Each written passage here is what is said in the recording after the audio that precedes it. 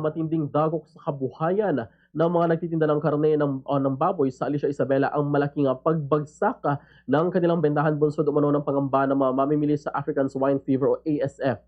Sa panayam ng Bombo Radyo Kawan kay Gina Angelica Protasio, isang nagtitinda ng baboy sa bayan, sinabi niya na kapansin-pansin ang pagbaba ng kanilang benta kasunod ng pagkalat ng balita tungkol sa mga kaso ng ASF sa nasabing lugar. Anya mula sa dating umaabot sa 3 baboy ang kanilang naibebenta, isa na lamang ngayon ang karaniwang nauuwi sa kanilang benta dahilan upang malaki ang ibinaba ng kanilang kita. Bukod sa nabawasang mamimili na apektuhan din umano ang kanilang merkado nung ipagbawal ang ilang rolling vendors na naglalako ng karne sa mga barangay bilang bahagi ng mahakbang para makontrol ang ASF.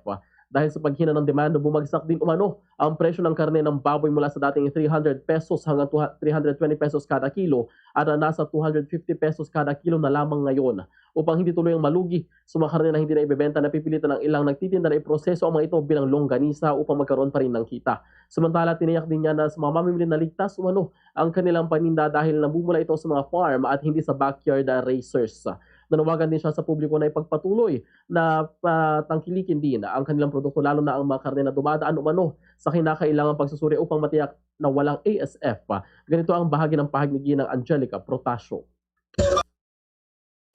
Wala po masyadong bumibili, sir, na kukan silang kumain daw ng karne. Kasi daw sa ASF. Yes po. Wala po, marami pong natitira. Lugi po kami dahil maraming binabayaran, sir. Ngayon po, tinda-tinda lang po. Kung ano lang yung matinda, pagkakuan, gagawing longganisa.